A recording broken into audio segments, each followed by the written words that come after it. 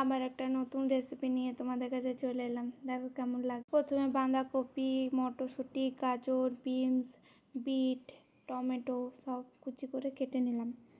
এদিকে চাউমিনটাকে গরম জলে নুন আর তেল দিয়ে 10 মিনিটের মতন ভিজিয়ে রাখলাম। 10 মিনিটের মধ্যে দেখলাম 70% হয়ে গেছে, তো জলটা ঝরিয়ে নিলাম। এদিকে সবজিগুলো ভাজতে দিলাম নুন, হলুদ আর তেল দিয়ে, আর একটু ম্যাগি মশলা বা চাউমিন মশলা থাকলে ওটা দিয়ে দিতে পারো। তারপরে চাউমিনটা এদিকে জলটা ঝরিয়ে নিলাম, দেখলাম সবজিটা ভালো লাল লাল করে ভাজা হয়ে গেছে।